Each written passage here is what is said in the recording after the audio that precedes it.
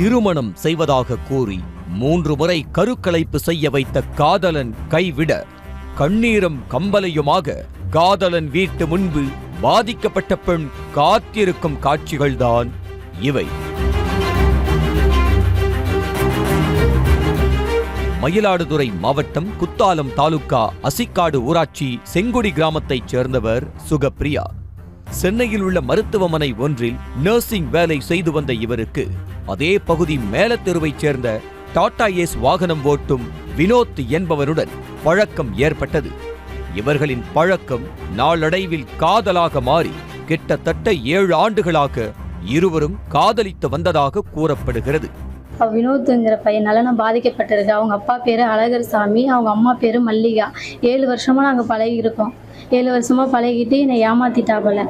ஒரு கட்டத்தில் வினோத் சுகப்பிரியாவை திருமணம் செய்து கொள்வதாக கூறி பாண்டிச்சேரி, வேளாங்கண்ணி, சென்னை உள்ளிட்ட பல இடங்களுக்கு அழைத்துச் சென்று தனிமையில் இருந்ததாகவும் இதில் 2 முறை கருக்கலைப்பு செய்ததாகவும் கூறிய சுகப்பிரியா, கருக்கலைப்பு செய்தால் மட்டுமே திருமணம் செய்து கொள்வேன் என வினோத் கூறியதால் அதற்கு ஒப்புக்கொண்டதாக கூறினார். இந்த நிலையில் கடந்த ஆண்டு நவம்பர் மாதம் 3வது முறையாக கர்ப்பம் தரித்த போது தனக்கு தாலி கட்டி ரகசிய திருமணம் செய்து கொண்ட வினோத் அப்போது சத்து மாத்திரை என்று கூறி கருக்கலைப்பு மாத்திரையை வாங்கி தந்து தன்னை ஏமாற்றி தனது வயிற்றில் வளர்ந்த 3வது கருவையும் கலைத்து விட்டதாக கூறினார். 2021 ஒரு அபார்ஷன் பண்ணேன். அப்போ அவன் தான் அழைச்சிட்டு போய் பண்ணான்.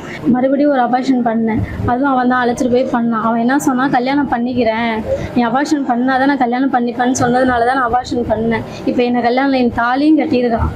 கரு கலைக்கிறதுக்கு சத்து மாத்திரைன்னு கொடுத்து என்னை ஏமாத்திட்டான். கரு கலைக்கிற மாத்திரைன்னு தெரியாம சத்து மாத்திரையை நான் போட்டுட்டேன். இந்த நிலையில் வினோத் தன்னை திருமணம் செய்து கொள்ளாமல் வேறு பெண்ணை திருமணம் செய்ய முயல்வதை தான் அறிந்து கொண்டு மயிலாடுதுறை மகளிர் காவல் நிலையத்தில் புகார் அளித்ததாகவும் 56 நாட்கள் ஆகியும் தான் அளித்த புகார் தொடர்பாக காவல்துறையினர் எந்த நடவடிக்கையும் எடுக்கவில்லை என குற்றம் சாட்டினார். போலீஸ்கிட்ட சொல்லி எனக்கு எந்த தீர்வுமே கிடைக்கல. 56 நாள் ஆயிட்டு அவங்க எனக்கு எந்த ரெஸ்பான்ஸுமே பண்ணவே இல்லை.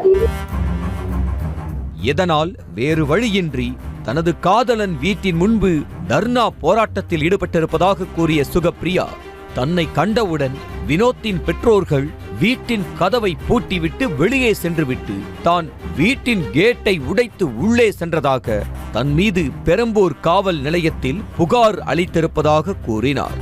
அவங்க வீட்டை நான் உடைக்கவே இல்லை, கதவை திறந்துட்டு தான் உள்ள வந்தேன். ஆனா அவங்க வீட்டை உடைச்சேன்னு சொல்லிட்டு என் மேல புகார் கொடுத்துருக்காங்க. அவங்க எல்லாம் இங்க வெளில தான் நின்னாங்க.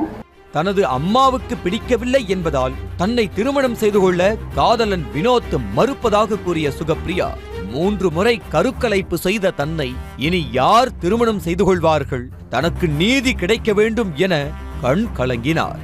எதற்கெடுத்தாலும் போலீசார் ரிமாண்ட் பண்ணி உள்ளே வைப்பதாக கூறுவதாகவும் பின்னர் எப்படி எனக்கு நியாயம் கிடைக்கும் என்றார். 7 வருஷம் லவ் பண்ணி ஒரு பிள்ளையும் கொடுத்து அபார்ஷன் பண்ணி இப்ப அவன் என்ன கல்யாணம் பண்ணிக்க முடியாதுன்னு சொல்லிட்டானு சொல்லி எனக்கு தீர்வே கிடைக்கல. சேஷன் போய் எனக்கு தீர்வு கிடைக்கல. இங்க இருந்து எங்க அடிச்சு வரட்டுறாங்க, நான் எங்கதான் போவேன்? ஊர் உலகத்துக்கு எல்லாத்துக்குமே பேராயிட்டு இனிமேல் என்னை யாரு கல்யாணம் பண்ணிப்பா? தகவல் அறிந்து வந்த பெரம்பூர் போலீசார் சுகப்பிரியாவின் புகார் குறித்து மயிலாடுதுறை மகளிர் காவல் நிலைய போலீசாரிடம் விசாரித்த போது அவர்கள் நடவடிக்கை எடுக்காததற்கான காரணத்தை கூறினார். பாதிக்கப்பட்ட சுகப்பிரியா காதலன் மீது நடவடிக்கை எடுக்க வேண்டாம், இருவரையும் சேர்த்து வையுங்கள் என்று கூறியதன் பேரில் இரு குடும்பத்தாரும் பேச்சுவார்த்தை நடத்த கால அவகாசம் வழங்கியதாகவும் அதன் காரணமாகவே நடவடிக்கை எடுக்காமல் நிறுத்தி வைத்ததாக கூறியுள்ளார்.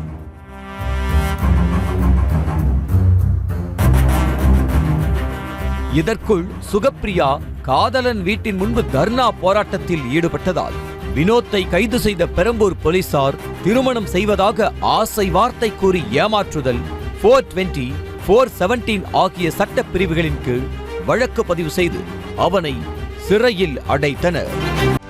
செய்திகளை உடனுக்குடனும் துல்லியமாகவும் தெரிந்து கொள்ள சப்ஸ்கிரைப் பண்ணுங்க.